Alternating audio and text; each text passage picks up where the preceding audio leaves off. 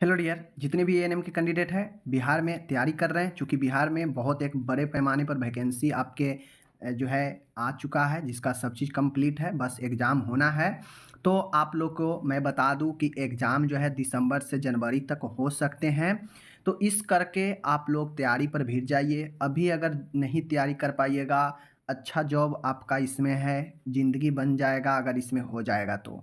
तो अगर इसमें नहीं होगा तो फिर आपका समय बहुत ज़्यादा लैप्स कर जाएगा, क्योंकि आप लोग जानते हैं एक बार अगर कोई अस्थाई नियुक्ति आती है तो फिर उसके बाद 3-4 साल 5 साल भी लग जाता है दोबारा से वैकेंसी आने में।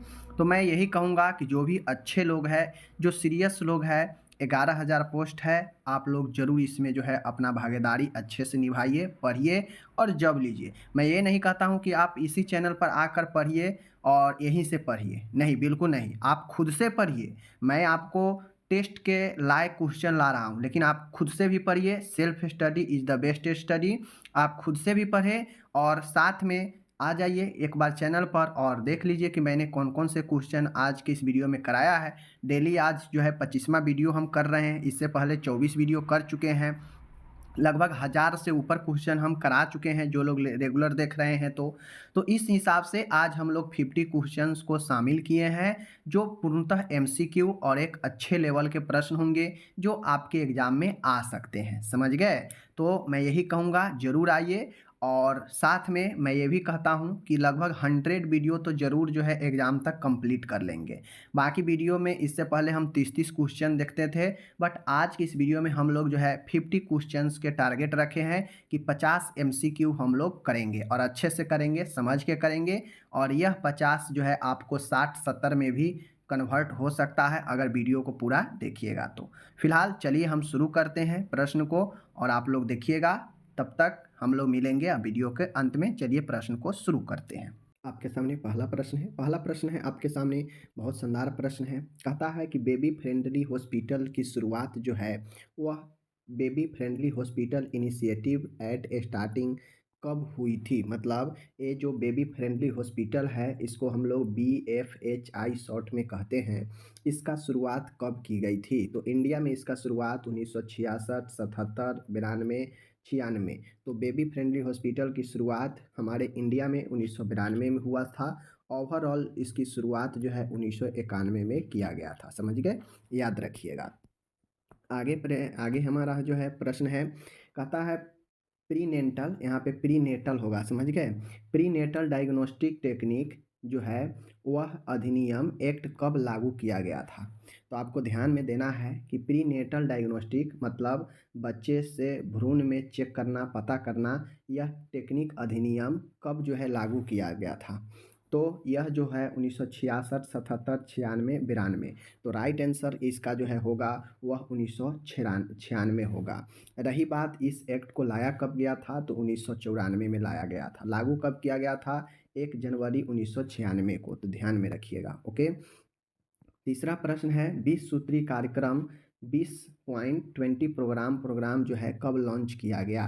तो जो 20 सूत्रीय कार्यक्रम है यह 1990, 85, 80 और 75। तो राइट आंसर 1975 में यह प्रोग्राम को लॉन्च किया गया था। बहुत अच्छे अच्छे प्रश्न आपको मिलेंगे, याद रखिएगा। एमटीपी एक्ट का संबंध है। एमटीपी एक्ट का क्या संबंध है? अनसेफ एवर्सन की रोकथाम, जन्म से पूर्व बच्चों को लिंग परीक्षण की रोकथाम, समझ गए? नवजात शिशुओं तथा छोटे बच्चों में होने वाली डिजीज की मैनेजमेंट से शिशुओं, बच्चों तथा प्रेग्नेंट वुमेन के इम्यूनाइजेशन। तो सबके सब गलत है। एमटीपी एक्ट का संबंध है अनसेफ एवर्सन की रोकथाम करना, मतलब गलत तरीके से जो एवर्सन करवाया जाता है उसको रोकथाम करना एमटीपी एक्ट का जो है संबंध है। कब आया था? मैं कई बार करा चुका हूँ, आप लोग कमेंट कर सकते हो। ओके। पांचवा है प्रीनेटल डायग्नोस्टिक टेक्निक अधिनियम का संबंध किससे है? ऊपर में हम लोग देखे हैं कि प्रीनेटल डायग्नोस्टिक टेक्निक कब आया था यह अधिनियम, लेकिन अब हम जो है देखेंगे कि यह अधिनियम किससे संबंधित है। तो असुरक्षित गर्भपात ये तो ऊपर देख चुके हैं। जन्म से पूर्व बच्चों के लिंग परीक्षण पर रोकथाम करना। तो जो प्रीनेटल डायग्नोस्टिक जो टेक्निक एक्ट आया, इससे ये पहले होता ये था कि जन्म से पहले ही जो है लिंग का पता चल जाता था इस टेक्निक के द्वारा। मतलब लड़का है कि लड़की, इस चीज़ को पता चल जाता था, जिससे अगर किसी को मन नहीं होता था कि हम लड़की हमें हो और लड़की का पता चल जाता था तो लोग उसे एवर्सन के द्वारा ख़त्म करवा देता था। तो यह जो है जन्म से पूर्व लिंग चेक करना, परीक्षण करना, रोकथाम किया गया इस टेक्निक के अंतर्गत। समझ गए। छठा प्रश्न है, वर्ष 2015 में प्लानिंग कमीशन मतलब योजना आयोग को किसमें रिप्लेस कर दिया गया? तो जो पहले योजना आयोग था उसको 2015 में नीति आयोग बना दिया गया। इसका अध्यक्ष प्रधानमंत्री होते हैं। समझ गए। तो ये सब जो है स्वास्थ्य के क्षेत्र में इम्पोर्टेंट है, इसलिए आपको जानना है। समझ रहे हैं। लेटेस्ट राष्ट्रीय नीति नेशनल हेल्थ पॉलिसी किस वर्ष बनाई गई? अब यहाँ पे ये मत पूछ रहा है कि राष्ट्रीय स्वास्थ्य नीति लेटेस्ट है मतलब सबसे नया वाला, जो सबसे आधुनिक स्वास्थ्य नीति है वह कब आया? 10, 12, 2017, 2020। तो लेटेस्ट जो अभी चल रहा है यह 2017 में आया था, नेशनल हेल्थ पॉलिसी लेटेस्ट वाला, न्यू वाला। समझ गए। ये हो गया। 8 नंबर का प्रश्न है, अच्छा प्रश्न है, निम्न में से कौन सा हेल्थ रिलेटेड डेवलपमेंट 5वीं पंचवर्षीय योजना के दौरान हुआ था? 8वां प्रश्न हमसे पूछा जा रहा है कि इनमें से 4 ऑप्शन है, इनमें से कौन सा हेल्थ मतलब स्वास्थ्य से संबंधित जो विकास है वह 5वीं पंचवर्षीय योजना में हुआ था? समझ गए। मुलादियर कमेटी द्वारा अपनी प्रस्तुत की गई रिपोर्ट, गर्भावस्था का चिकित्सीय समापन अधिनियम एमटीपी एक्ट का लागू होना, नई जनसंख्या नीति न्यू पॉपुलेशन पॉलिसी की घोषणा, गवर्नमेंट ऑफ इंडिया द्वारा राष्ट्रीय स्वास्थ्य नीति की घोषणा। तो राइट आंसर यही होगा। पंचवर्षीय योजना में हेल्थ के क्षेत्र में हेल्थ से रिलेटेड जो डेवलपमेंट हुआ वह हुआ कि नए जनसंख्या नीति की घोषणा की गई। समझ गए। आगे चलिए। 9वां नंबर का प्रश्न है, निम्न वाक्यों में से टिबिया नामक बोन के बारे में क्या सही है?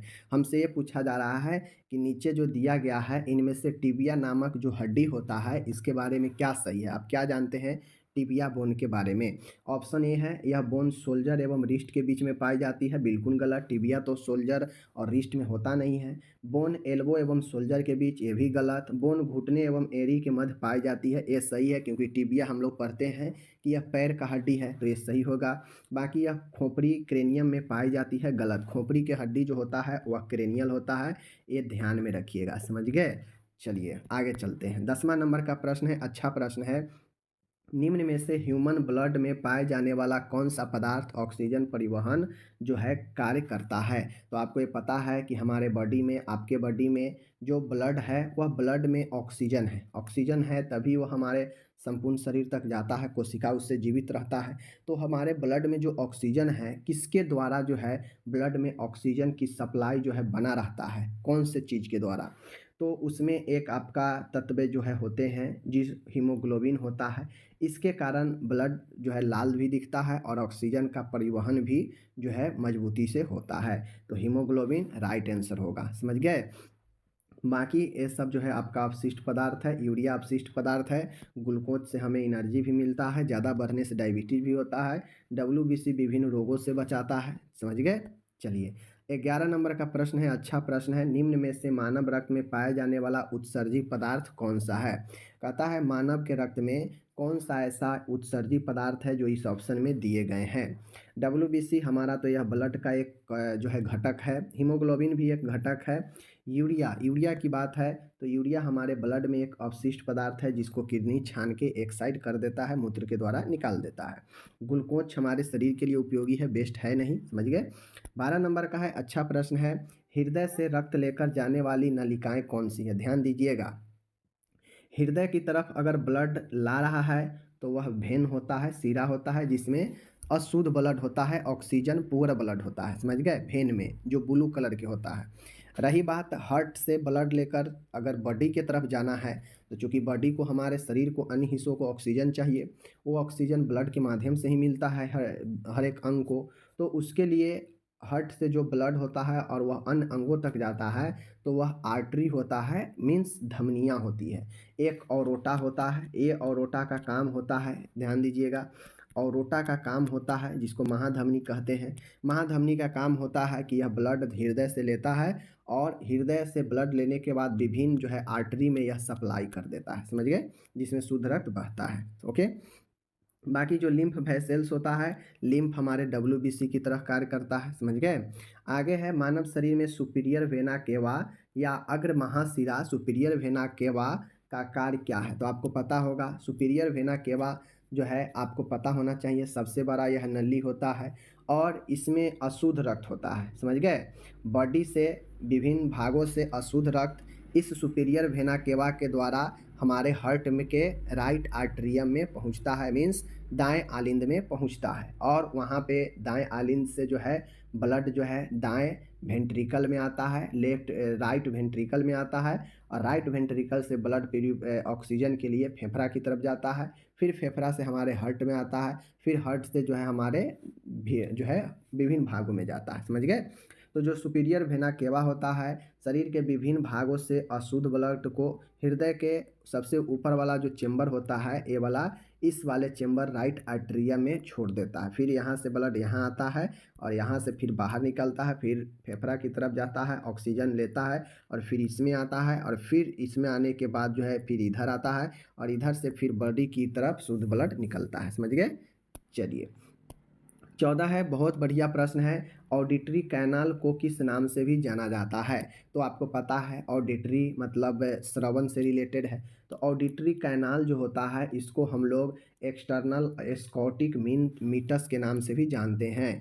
ऑडिटरी जो कैनाल होता है इसको हम लोग एक्सटर्नल एकॉस्टिक मीटस के नाम से भी जानते हैं। तो इस चीज़ को ध्यान में रखिएगा, ओके। ये सब अच्छा प्रश्न है आपके एनाटोमी फिजियोलॉजी का। 15 है, टिम्पेनिक मेम्ब्रेन को किस नाम से भी जानते हैं। तो ये सब हमारे कान के पार्ट है।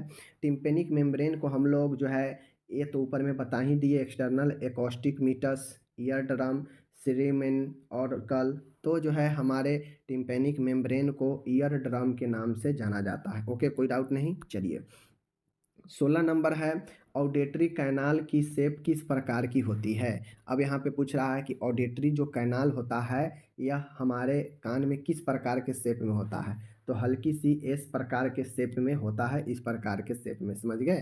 तो इस चीज़ को ध्यान में रखिएगा। तो ये सारे चीज़ बहुत अच्छा प्रश्न हम लेकर आए हैं। आप लोग वीडियो को जो लोग कहते हैं कि एक बार रिपीट कर दीजिए लास्ट में, तो मैं उनसे कहता हूँ कि रिपीट करने की क्या ज़रूरत है, आपके सामने वीडियो है। अगर कन्फ्यूजन रहे तो फिर से पीछे जाइए, जहाँ पे कन्फ्यूजन हो वहाँ पे फिर से देख लीजिए। तो वीडियो आपके सामने जितना बार मन हो आप देख सकते हैं, आपके सामने वीडियो रहता है, समझ गए ना। 17 नंबर का प्रश्न है, आपके सामने प्रश्न है, देख सकते हैं यहाँ पे स्पष्ट रूप से प्रश्न क्या कहता है कि यहाँ पे मैं आपको बता देता हूँ, ठीक है।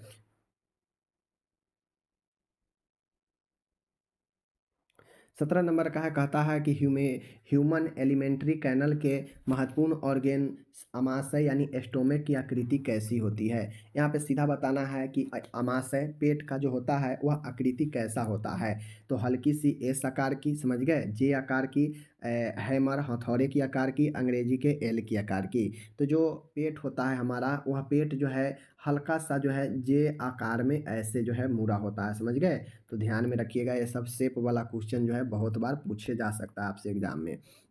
नेक्स्ट है, कहता है ऑडिटरी ऑसिकल मैलियस की शेप होती है। मतलब ये सब कान के रिलेटेड है, ऑडिटरी कैनल हो गया, समझ गए ना। चाहे वो आपके ये सारे जो जो मैंने अभी ऊपर में पढ़ा रहा हूँ ये सब कान से रिलेटेड है। तो ऑडिटरी ऑसिकल यह जो है हमारे कान के जो है मध्य परत का जो है हमारे हड्डी के बारे में पढ़ रहे हैं हम लोग। तो जो ऑडिटरी ऑसिकल है यह जो मैलियस होता है, ऑडिटरी ऑसिकल मैलियस का जो शेप होता है वह हल्की सी एस आकार, जे आकार, हथौड़े की, एल की आकार। तो हथौड़े हैमर की आकार की होती है ऑडिटरी ऑसिकल मैलियस की आकृति, समझ गए। 19 है, बहुत ही अच्छा प्रश्न है, कहता है प्लेंटाइन बोन की शेप किस प्रकार की होती है। यह भी प्रश्न बढ़िया है। कह रहा है कि प्लेंटाइन बोन जो होता है उसकी आकृति किस प्रकार की होती है। तो जो प्लेंटाइन बोन होता है उसकी आकृति एस आकार, जे आकार, हथौड़े की। तो ये तीनों आकार तो हम लोग पढ़ चुके हैं, बच गया हमारा अंग्रेजी के एल आकार। तो जो प्लेंटाइन बोन होता है यही हल्के से एल आकार का होता है, समझ गए। 20 नंबर है, ओवल विंडो एवं राउंड विंडो पाए जाते हैं। यह भी कान से ही रिलेटेड है। तो ओवल विंडो और राउंड विंडो जो होता है, आप जो सुनते हैं जो द्वार होता है, विंडो मतलब क्या होता है, खिड़की, समझ गए। तो एक खिड़की के टाइप यानी आने साउंड को जाने और आने वाला जो जगह होता है वही ओवल और राउंड विंडो जो पाया जाता है वह ह्यूमन के ईयर कान में ही पाया जाता है, समझ गए। 21 है, कहता है कॉकलिया कहाँ पाया जाता है? तो कॉकलिया भी जो है ह्यूमन ईयर में ही पाया जाएगा, कान में ही पाया जाएगा, यह भी सुनने से ही रिलेटेड है। तो यह भी आपका हो गया यहाँ पे समापत, समझ गए। 22 नंबर है, निम्न में से कौन सी योजना कार्यक्रम के अंतर्गत लाभार्थी को कैश पेमेंट किया जाता है? तो आपको पता होना चाहिए कि आईसीडीसी हो गया, जेएसवाई हो गया, आईएमएनसीआई हो गया, डॉट्स थेरेपी हो गया। तो आपको पता है डॉट्स थेरेपी टीबी के उपचार के लिए है, समझ गए। आईसीडीसी इंटीग्रेटेड चाइल्ड डेवलपमेंट स्कीम जो बाल विकास योजना आंगनबाड़ी वाला जो है इसी के तहत चलता है। जेएसवाई होता है जो देखते होइएगा आशा सब जो अपने गाँव से जो है क्या करती है, अपने गाँव से जो है परिवार नियोजन के लिए महिलाओं को ले जाती है पीएचसी सेंटर पर, तो उसमें उसको रुपया मिलता है, समझ गए। साथ में आपको पता है ये सारे चीज़ के बारे में। तो जेएसवाई में गांव के जो महिला होती है उसको 1400 रुपये दिए जाते हैं, जो शहर की महिला होती है उसको 1000 रुपये मिलते हैं, समझ गए। ये ध्यान में रखिएगा, जेएसवाई जननी सुरक्षा योजना, ओके। 23 नंबर है, बहुत अच्छा प्रश्न है। निम्न में से आशा के कार्य में शामिल नहीं है, आशा के इनमें से कौन सी काम नहीं है? तो आशा की काम जो है देख लीजिए यहाँ पे, आशा की काम ए है टीकाकरण करना है, सही बात है, बिल्कुल सही है। हेल्थ एजुकेशन भी देना काम है, सही बात है। ए संबंधित एएनएम द्वारा संपादित की जाने वाली गतिविधियों का सुपरविजन करना, मतलब एएनएम के कामों का निरीक्षण करना आशा का काम है। चूंकि एएनएम से तो नीचा होती है आशा, तो कैसे वह एएनएम के कामों को निरीक्षण कर लेगी? तो ये गलत। व्यक्तिगत एवं पर्यावरणीय स्वच्छता को बढ़ावा देना, तो यह भी इसका काम है, लेकिन ये वाला काम नहीं है, तो अब से सी जो है राइट आंसर होगा, ओके। चलिए 24 नंबर का प्रश्न है, यहाँ पे फिर आशा से ही रिलेटेड है। आशा देखिए, आशा के बारे में क्लियर हो लीजिए कि क्या काम है, क्या करती है, क्या नहीं करती है। आशा के संबंध में कथन सही नहीं है, यहाँ भी कथन सही नहीं पूछ रहा है। आशा योजना की शुरुआत एनआरएचएम के अंतर्गत की गई है, बिल्कुल सही है। इसको हम लोग नेशनल रूरल हेल्थ मिशन कहते हैं, इसके अंतर्गत आशा की शुरुआत की गई थी, सही बात है।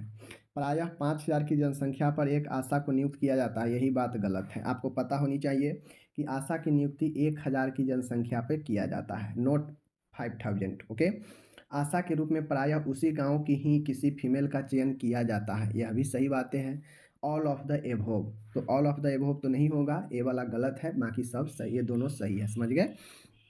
आगे है, कहता है 25 नंबर का प्रश्न है, प्रायः किसी पॉपुलेशन पर एक आशा का चयन किया जाता है, मीन्स कितने के पॉपुलेशन पर एक आशा का चयन किया जाता है? तो अभी ऊपर बताए हैं 1000 की जनसंख्या पर, समझ गए।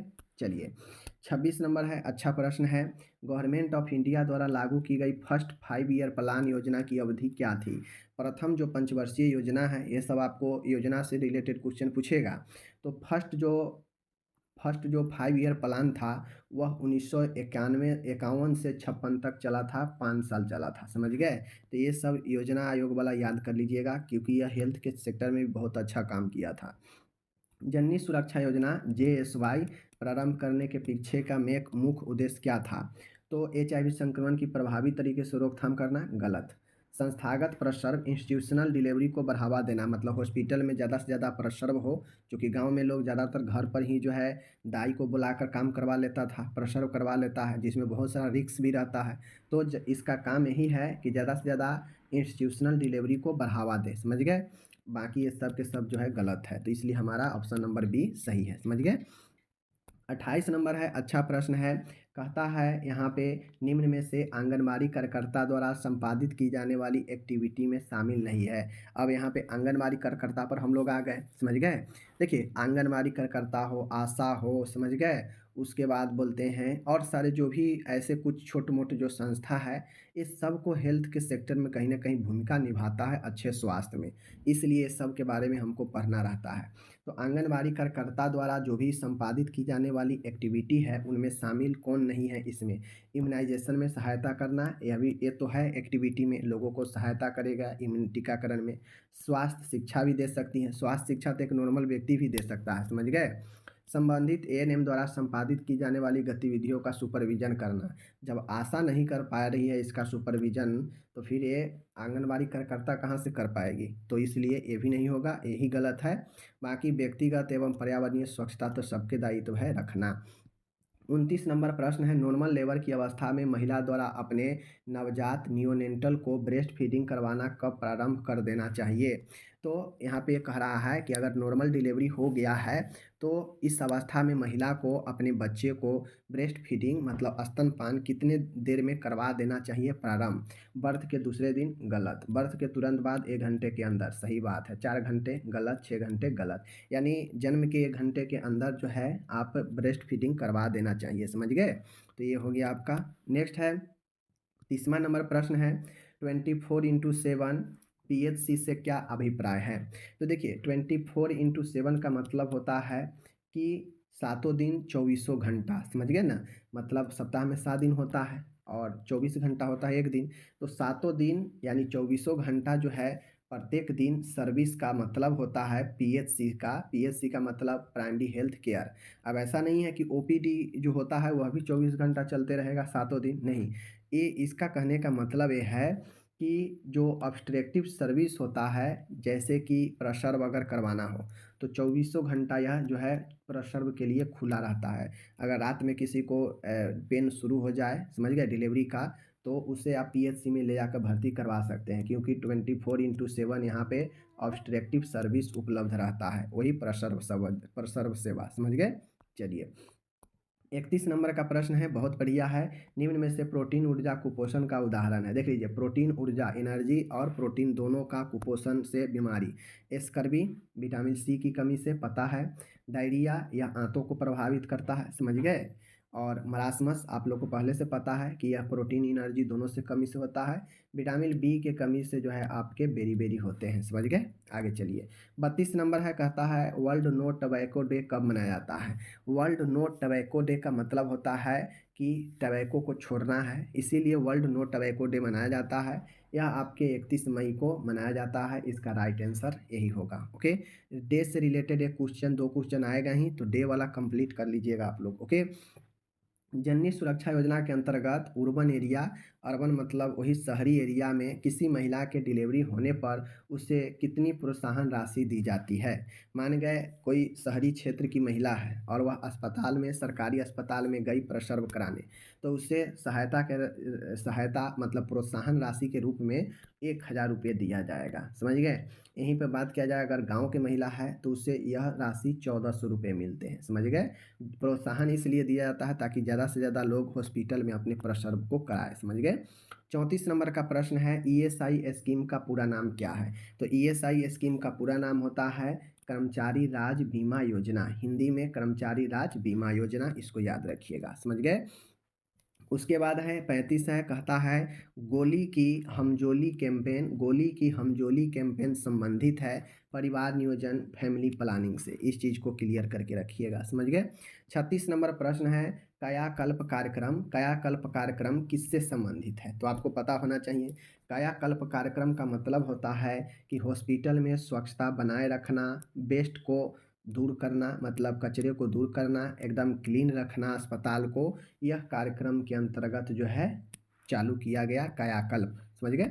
37 नंबर है, कहता है सर्जिकल प्रक्रिया द्वारा हर्निया की रिपेयरिंग कहलाती है। किसी को हर्निया होने का मतलब होता है कि आप लोग को पता होना चाहिए कि हर्निया होने का मतलब है कि जहाँ भी हर्निया होगा वहाँ पे सूजन टाइप से रहता है, समझ गए, ट्यूमर टाइप से। वो होता इसलिए है कि पेट का अंग, मतलब पेट का अंग मान के छाती में चला जाएगा तो छाती में एक बड़ा सा ट्यूमर आ जाता है, या फिर पेट में ही अलग अलग ऑर्गेन है और वह इधर से उधर घुस जाएगा तो उससे सूजन आ जाता है, वही हर्निया के रूप लेता है, समझ गए। डिटेल से पढ़ना है तो जाके नर्सिंग ज्ञान पर आप लोग देखिए, पता चल जाएगा। वहाँ पे अभी हर्निया कुछ दिन पहले पढ़ाए हैं जीएनएम सेकेंड ईयर में। ओके, निम्न में से कौन सी वैक्सीन ओरली दी जाती है, मतलब मुख से दी जाती है, मुंह से। रोटा वायरस का वैक्सीन, विटामिन ए और ओपीवी। तो इनमें से रोटा वायरस, विटामिन ए और ओपीवी और पोलियो के लिए सब के सब मुंह से दिया जाता है, समझ गए, याद रखिएगा। 39 नंबर है, रूम टेम्परेचर पर ब्रेस्ट मिल्क कितने घंटे तक सुरक्षित रहता है। सबसे पहले तो आप ये कमेंट करके बताइए कि रूम टेम्परेचर कितना होता है, रूम टेम्परेचर कितना होता है, कमेंट करके बताइए। और इसका राइट आंसर होगा 4 घंटे तक। रूम टेम्परेचर पर जो स्तन का मिल्क है वह 4 घंटे तक सुरक्षित रह पाएगा। ओके, उसके बाद है निम्न में से कितना अपगार स्कोर, अपगार स्कोर आप लोग को पता है 0, 1, 2 के इस्तेमाल करके बनाया जाता है, समझ गए। 2 0 बताता है कोई हलचल नहीं, कोई रिस्पॉन्स नहीं, 1 बताता है हल्का-फुल्का ठीक-ठाक है, 2 बताता है कि एकदम बिल्कुल उत्तम है। और इसी को हम लोग कुल 5 जो है जैविक चिन्ह देते हैं और इसी पाँचों को अलग-अलग आधार पर हम लोग जो है 0, 1, 2 नंबर देते हैं और हाईएस्ट जो है आपके 10 नंबर आते हैं, इससे ज़्यादा नहीं आएगा। समझ गए? चलिए, तो अपगार स्कोर में एस्फेक्सिया का मतलब होता है श्वसन कष्ट, श्वास रोध होना। यह कब इंगित करता है? तो जब बच्चे में 0 से 3 अगर ऐड करने पर अगर आ रहा है तो फिर समझिए कि बच्चे को श्वसन का प्रॉब्लम है बहुत ज़्यादा। समझ गए? चलिए आगे चलते हैं। आगे है प्रश्न 41 नंबर अब शुरू है। अत्यधिक कम भार वाले शिशुओं यानी extremely low birth weight babies का जन्म के समय वेट होता है। समझने की बात है। देखिए, अगर हमसे अत्यधिक कम भार वाले शिशु के बारे में पूछेगा यानी extremely low birth weight baby के बारे में पूछेगा तो वो जन्म के समय वजन 1 किलोग्राम से भी कम होगा। अगर हमसे very low birth weight baby के बारे में पूछेगा तो वेरी मतलब बहुत कम वजन के शिशु के बारे में पूछेगा तो 1500 से कम। समझ गए? 1500 से कम वजन होगा। ओके, 1500 किलोग्राम नहीं, 1500 ग्राम। किलो में बात करें तो 1.5 किलो से कम वजन होगा तो वह very low birth weight baby होगा। सीधा कम की बात किया जाए, लो बर्थ वेट बेबी सीधा कहा जाए तो वह 2500 से कम, 2500 ग्राम से कम होता है। समझ गए? इससे कम यानी 2.5 से कम होगा, 2.5 केजी से, तो वह लो बर्थ वेट बेबी में आता है। ओके, चलिए तीनों बता दिए, कोई भी पूछेगा बता दीजिएगा। 42 नंबर है infants IM injection common site क्या है? इन्फेंट मतलब एक शिशु में जो आईएम मतलब मस्कुलर में जो इंजेक्शन देने का जो कॉमन साइट है वह कौन सा है? तो वह जो है वास्टस लेटेरियस पेशी होता है। समझ गए? वास्टस लेटेरस पेशी होता है, मसल्स होता है, याद कर लीजिएगा, पूछेगा। 43 नंबर है एक शिशु में स्ट्रेंजर एंजाइटी किस एज में विकसित होती है? मान गए एक शिशु है, समझ गए? एक शिशु देखते होइएगा कि कभी कभी वह बच्चे दूसरे के ऐसा कोई अनभिनक आदमी उसके सामने आएगा तो चौंक जाता है, काफ़ी ज़्यादा गुस्सा का व्यवहार करेगा। तो एक शिशु में स्ट्रेंजर मतलब अजनबी से उसको चिंता होने लगता है, डर होने लगता है, वह किस एज में उसमें विकसित हो जाता है? तो यह जो है उसको 8 माह के एज पर विकसित हो जाता है। समझ गए? जो थोड़ा थोड़ा दूसरे व्यक्तियों से डरने लगता है, उसके प्रति एंजाइटी होने लगता है। ओके, 44 है ताज़ा तैयार किए हुए ओआरएस। समझ गए? ओआरएस ओरल रिहाइड्रेशन सॉल्यूशन, ये जो होता है कितने समय तक यूज में लिया जा सकता है? ताज़ा अगर आप तैयार किए हैं ओआरएस घोल खुद से बनाए हैं तो एक बार बनाने के बाद कितने समय तक यूज में लिया जा सकता है? बस 1 दिन 24 घंटे तक मात्र, वो भी सुरक्षित रखने के बाद ही। समझ गए? 45 नंबर का प्रश्न है ओआरएस में ओआरएस के कंटेंट्स में शामिल नहीं, मतलब ओआरएस के सामग्री में इन चारों में कौन सा जो है शामिल नहीं है? तो सोडियम नाइट्रेट यह शामिल है, सोडियम क्लोराइड भी शामिल है जिसको साधारण नमक कहते हैं, मैग्नीशियम से संबंधित कोई भी कंटेंट शामिल नहीं है, पोटेशियम क्लोराइड भी शामिल है। तो ये सब क्वेश्चन बहुत अच्छे क्वेश्चन है, ओआरएस से रिलेटेड क्वेश्चन आपको बनेंगे तो इस प्रकार के क्वेश्चन पूछेंगे ही कि ओआरएस में क्या शामिल होता है क्या नहीं होता है, तो ध्यान से देख लीजिए। ओके, अब देखिए एक और ओआरएस है। ओआरएस में सबसे ज़्यादा सांद्रता मतलब सबसे अधिक जो सांद्रता होता है, जैसे सांद्रता का मतलब है कि पानी में 5 चीज़ मिला है, उस 5 में सबसे ज़्यादा क्या है तो वही उसका सांद्रता होगा कि किस पदार्थ का कितना मात्रा है, वही सांद्रता होता है। तो सबसे ज़्यादा सांद्रता जो होता है वह साल्ट सोडियम साइट्रेट ही होता है। समझ गए? याद रखिएगा। 47 नंबर का प्रश्न है ओआरएस के एक पैकेट में सोडियम साइट्रेट की कंसंट्रेशन कितनी होती है? तो ओआरएस की एक पैकेट में जो सोडियम साइट्रेट होता है इसका जो मात्रा होता है लगभग 3 ग्राम के आसपास यानी 2.9 ग्राम होता है। समझ गए? अब ऐसा नहीं है, सब नाप के बनाया जाता है, तो आप लोग ध्यान से देख लीजिए कि सोडियम साइट्रेट इतना होता है। ओके, चलिए कहता है पॉजिटिव कर्निंग साइन किस डिजीज को इंगित करता है? माय डियर, अगर किसी में कर्निंग साइन अगर पॉजिटिव होता है तो वैसे को हम लोग मेनिंजाइटिस कहते हैं। मेनिंजाइटिस आप लोग को पता है कि ब्रेन और स्पाइनल में जो ढकने वाला मेनिंजिस होता है उसमें इन्फ्लामेशन ही मेनिंजाइटिस कहलाता है। समझ गए?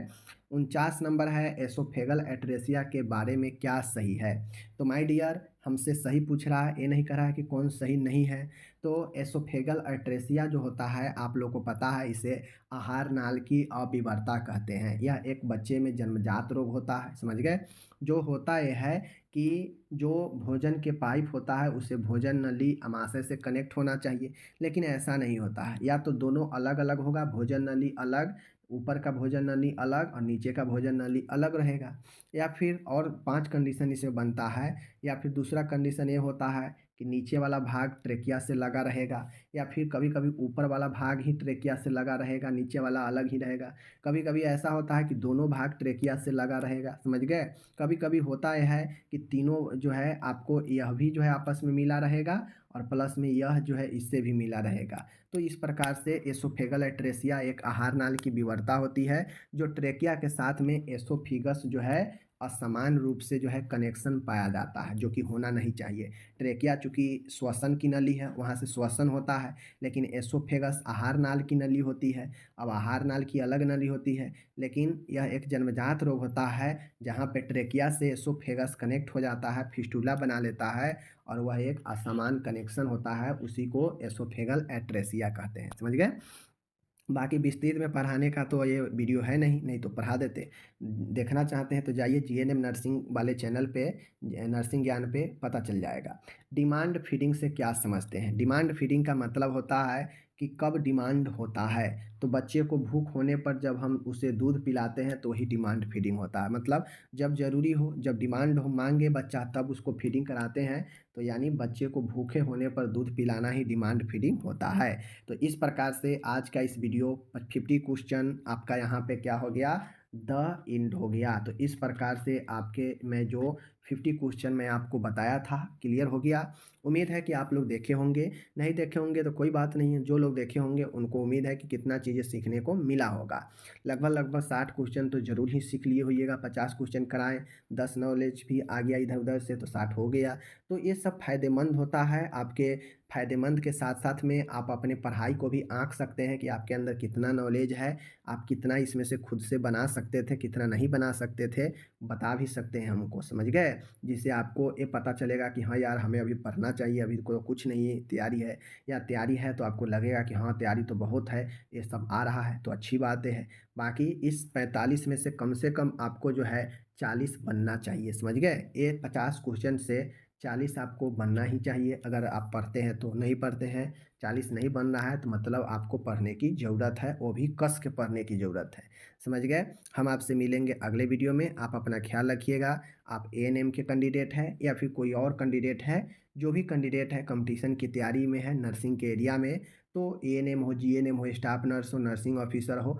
लगभग चीज़ें समान हैं। बस एएनएम है तो थोड़ा-सा कम वहाँ पे चीज़ें अंदर से पूछा जाता है, लेकिन वहीं पर जीएनएम है, नर्सिंग ऑफिसर है, सीएचओ है, तो वहाँ पे चीज़ें डिटेल से डीपली पूछा जाता है। तो यही अंतर है, बाकी सब सिलेबस समान ही है।